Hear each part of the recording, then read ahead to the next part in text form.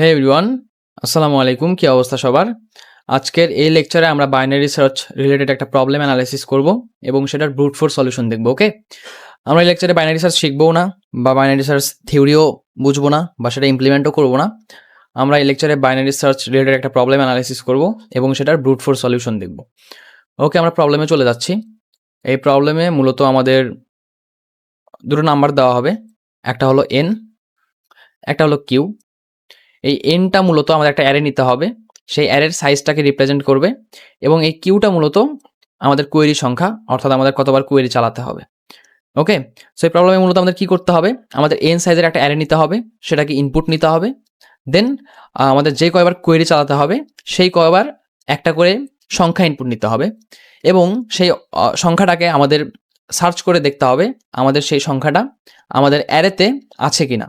যদি অ্যারেতে থাকে তাহলে আমাদের ফাউন্ড প্রিন্ট করতে হবে, যদি অ্যারেতে না থাকে তাহলে নট ফাউন্ড প্রিন্ট করতে হবে। ওকে, সো আমরা লজিকটা আরেকবার একটু বুঝি, টেস্ট কেস দিয়ে বুঝি।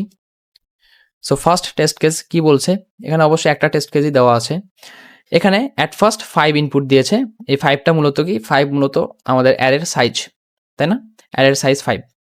দেন কোয়েরি ইনপুট দিয়েছে, অর্থাৎ আমাদের কতবার কোয়েরি চালাতে হবে, এই 3। ওকে, সো সাইজ অনুযায়ী আমাদের এখানে 5টা এলিমেন্ট আছে, অ্যারের 5টা এলিমেন্ট আছে, 1 5 4 3 2। দেন যেহেতু আমাদের 3টা কোয়েরি, সো আমাদের 3টা সংখ্যা ইনপুট নিতে হবে, এবং এই 3টা সংখ্যাকে সার্চ করে দেখতে হবে যে আমাদের অ্যারেতে এই 3টা সংখ্যা আছে কিনা। যেমন 5 আমাদের অ্যারেতে আছে, তাই এখানে ফাউন্ড আসছে। যেমন 3টাও আমাদের অ্যারেতে আছে, এতে এখানে 3 অ্যারে আছে, সো ফাউন্ড আসছে। দেন 6 এটাও আমাদের অ্যারেতে নাই, যার কারণে নট ফাউন্ড আসছে। ওকে, সো আশা করি বুঝতে পারছেন। আমরা কোডে চলে যাচ্ছি, সমস্যা নেই। আমরা শেষে আরেকবার এই পুরো প্রবলেমটা একদম হাতে কলমে বুঝবো, একদম কোড দেখে দেখে। ওকে, সো আমি এই প্রবলেমটাকে ইম্পোর্ট করে নিচ্ছি ভিএস কোডে।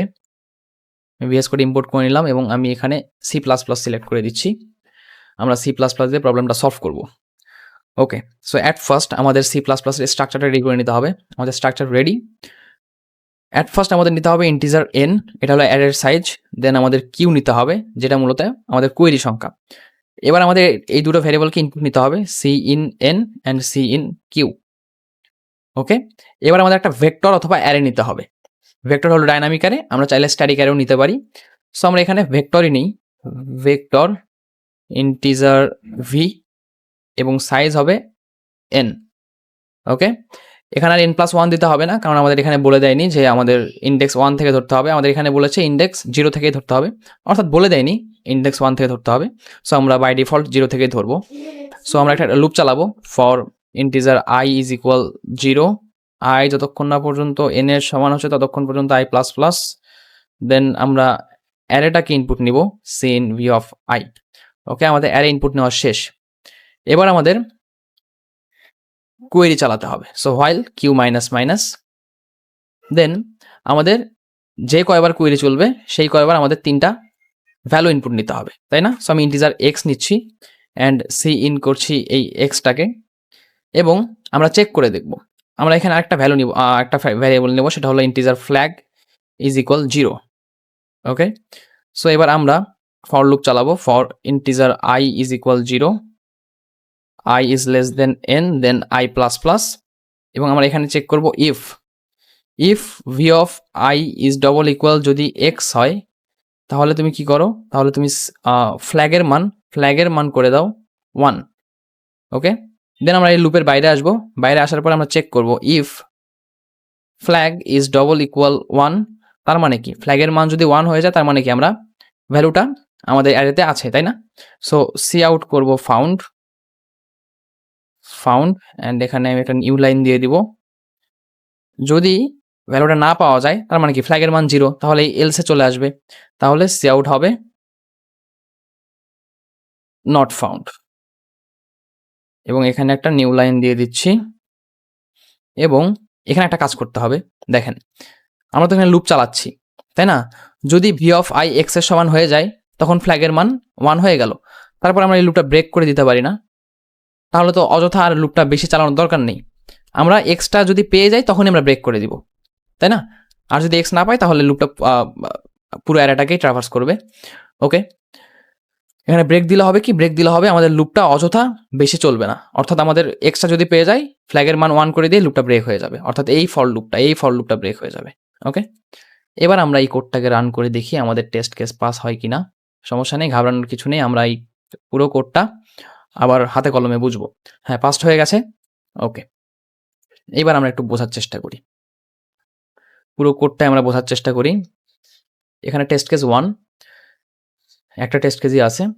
সো এখানে দেখেন আমাদের অ্যাট ফার্স্ট এটা হলো 5, এটা হলো 3। আচ্ছা, আমাদের এই কোড দেখেই বুঝি আমরা। So integer n and q, এই nটা মূলত অ্যারের সাইজ, আমরা অ্যারের সাইজ ফার্স্ট টেস্ট কেসে 5 আমরা ফার্স্ট টেস্ট কেস দিয়েই বুঝি, এবং q এর মান 3, তাই না? তার মানে আমাদের অ্যারের সাইজ 5, অর্থাৎ আমাদের অ্যারেতে 5টা এলিমেন্ট থাকবে এবং কোয়েরি চলবে 3 বার। ওকে, সো আমরা অ্যারে নিচ্ছি, ডাইনামিক অ্যারে অথবা ভেক্টর নিচ্ছি, যার নাম দিচ্ছি v এবং এটার সাইজ হবে n। ওকে, এবার আমরা এই লুপের মাধ্যমে সেই ভেক্টরটাকে ইনপুট নিচ্ছি, তাই না? ওকে, সো এটার কাজও গেল। আচ্ছা, বেশি আঁকাআঁকি না করি, তাহলে দেখতে খারাপ লাগবে। মেইনলি আমাদের বুঝতে হবে এতটুকু। ওকে, তারপর আমাদের কোয়েরি 3 বার চলবে। এখানে আমি একটা লুপ চালিয়ে দিয়েছি, হোয়াইল কিউ মাইনাস মাইনাস, অর্থাৎ কোয়েরি আমরা যত ইনপুট দিব এই হোয়াইল লুপটা ততবার চলবে, তাই না? আমি কিন্তু বুঝিয়েছি কিউ মাইনাস মাইনাস বলতে কি বোঝায়, গত ভিডিওতে লেকচারের ফার্স্ট ভিডিওতে মেবি বুঝিয়েছি, অর্থাৎ চ্যাপ্টার 3 এর ফার্স্ট লেকচারে মেবি আমি বুঝিয়েছি এটা। ওকে, সো ইন্টিজার এক্স, আমরা ইন্টিজার এক্স দিয়ে কোন ভ্যালুটা ইনপুট নিচ্ছি, অর্থাৎ আমাদের যে কোয়েরি 3 বার চলবে, কোয়েরি 3 বার চলার সময় যে আমাদের 3টা ভ্যালু দিবে, এই 3টা ভ্যালু আমাদের ইনপুট নিতে হবে না? ইনপুট নিয়ে তো আমাদের চেক করতে হবে যে আমাদের ভ্যালুটা আছে কিনা। সো অ্যাট ফার্স্ট আমি ইন্টিজার এক্স নিচ্ছি, অ্যাট ফার্স্ট আমাদের ভ্যালু কি 5, so at first integer x এখানে 5 আসলো, তাই না? সো 5টা আসলে 5টাকে আমরা ইনপুট নিলাম এবং ফ্ল্যাগের মান 0 করে দিলাম। ওকে, সো এখানে একটা ফর লুপ চলতেছে, যার মান অ্যাট ফার্স্ট 0। আমাদের অ্যারেটা কি, অ্যারেটাও আমি নিয়ে নিই এখানে, অ্যারেটা 1 5 4 3 2।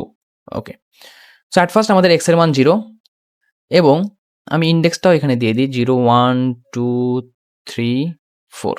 ওকে, সো অ্যাট ফার্স্ট আমাদের যে এক্স, এই এক্স এর মান আমাদের কিন্তু 5, অ্যাট ফার্স্ট আমরা 5 ইনপুট নিয়েছি, তাই না?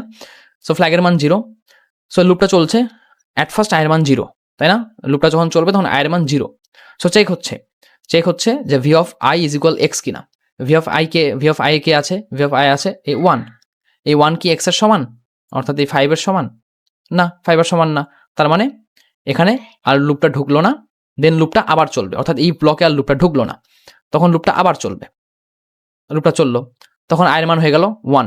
সো চেক হচ্ছে ভি অফ আই অর্থাৎ ভি অফ 1 কি এক্স এর সমান, অর্থাৎ এই 5 এর সমান।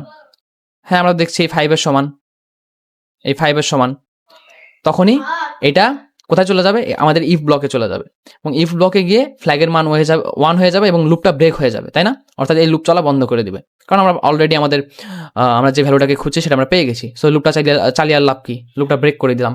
লুপটা ব্রেক করে দিয়ে কি হবে, এখানে চেক করবে ফ্ল্যাগের মান কি 1, হ্যাঁ ফ্ল্যাগের মান তো 1, কারণ আমরা ফ্ল্যাগের মান এখানে 1 করে দিয়েছি, সো ফাউন্ড চলে আসলো। ওকে, আবার সেকেন্ড টাইম আবার এই হোয়াইল লুপটা চলবে, এবং ইন্টিজার এক্স হিসাবে এখানে আসবে এবার 3, তাই না? সো এবার 3 চেকিং হবে।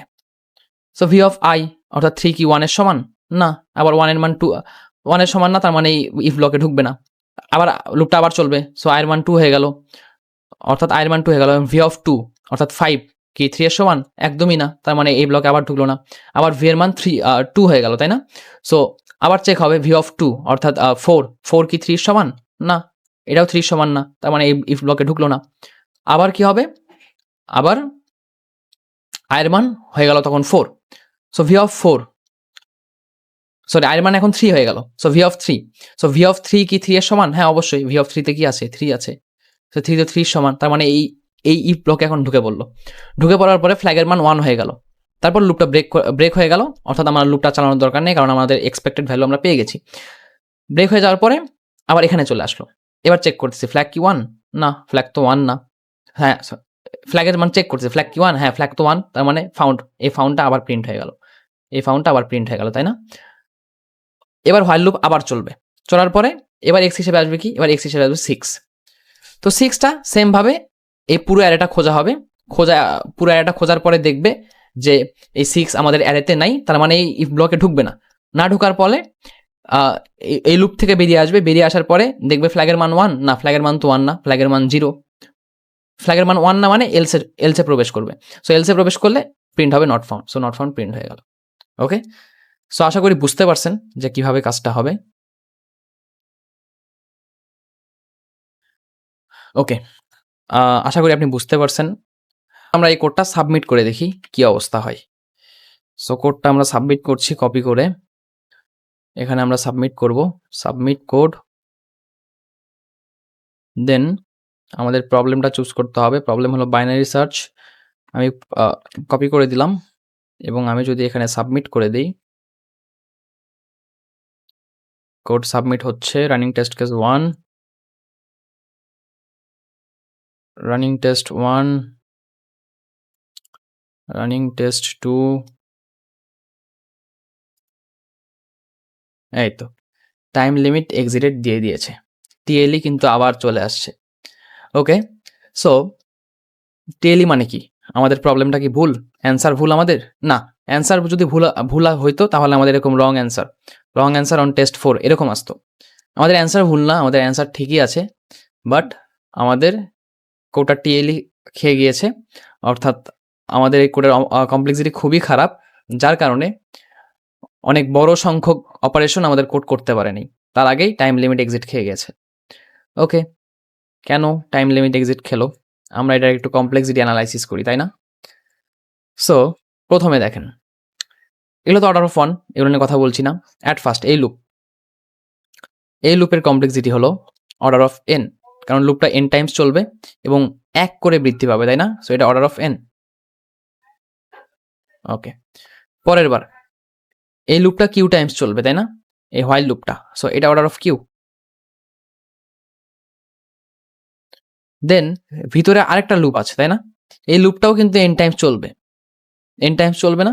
এখন আপনি হয়তো বলতে পারেন, যদি ভাই আমি তো ভ্যালু যদি ফার্স্টেই পেয়ে যাই তাহলে তো লুপটা একবার চললো। বাট আমাদের কমপ্লেক্সিটি অ্যানালাইসিস করার সময় অবশ্যই ওর্স্ট কেসে চিন্তা ভাবনা করতে হবে। যেমন দেখেন এই 6, এই 6কে খুঁজতে কিন্তু আমাদের এই পুরো অ্যারেটাই চালাইতে হয়েছে, তাই না? পুরো অ্যারেটাকে ট্রাভার্স করতে হয়েছে। সো এটা কিন্তু ওর্স্ট কেসে n টাইমসই চলবে, সো এটাও অর্ডার অফ n। ওকে, এই লুপের ভিতরে এই লুপটা আছে, তার মানে এই পুরোটার কমপ্লেক্সিটি কি হবে? এই পুরোটার কমপ্লেক্সিটি হবে order of Q into n, অর্থাৎ অর্ডার অফ কিউ এন, তাই না? এবং এটাই হবে আমাদের কোডের ফাইনাল কমপ্লেক্সিটি, তাই না? ওকে, সো প্রবলেমটা আসলে এত সিম্পল হইতো, আসলে এরকম সহজ হইতো, বাট প্রবলেমটা এত সহজ না। কেন সহজ না? কারণ আমি আমাদের প্রবলেমে চলে যাচ্ছি একটু। প্রবলেমটা আসলে এত সহজ হইতো, বাট প্রবলেমটা আসলে এত সহজ না। কারণ এখানে দেখেন কি বলে দেওয়া আছে, এখানে n এর মান 10⁵ হইতে পারে, আবার কিউ এর মানও 10⁵ হইতে পারে। তার মানে দেখেন তো আমাদের কোডের কমপ্লেক্সিটি কত ছিল? Order of Q